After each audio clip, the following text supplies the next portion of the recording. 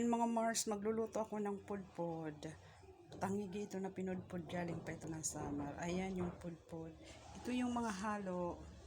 Talbos ng kamuti, gata, at saka okra, at saluyot.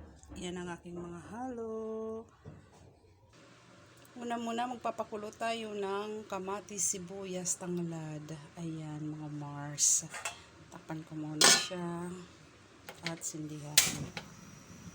Ayan na mga Mars, kulo na siya. Ihahalo ko na yung aking saluyot. Saluyot kasi yung una kong hinahalo para maluto mabuti. Kasi ang saluyot, pag hindi masyado luto, may sumasabit kapag nilunok mo.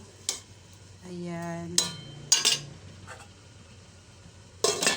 At ito na Mars, kulong-kulo na rin. Ihalo ko na yung aking pudpod. Ayan. Tapos okra. Sabay-sabay na yan mga Mars. Madali lang naman maluto. At saka itong talbos ng kamuti. Ayan. Takpan ko lang para bumaba siya.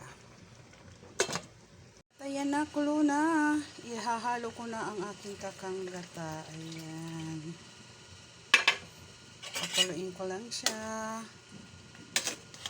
Mamaya ko na siya titikman kung tama lang yung asin kasi habang pinakukulo ko kaninang tanglad, sibuyas, kamatis, ay nilagyan ko na yun ng asin.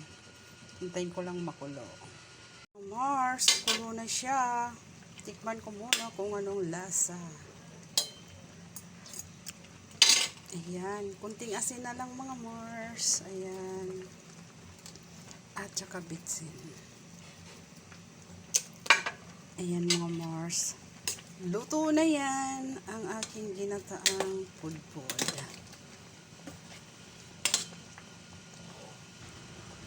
Thank you for watching. Bye-bye.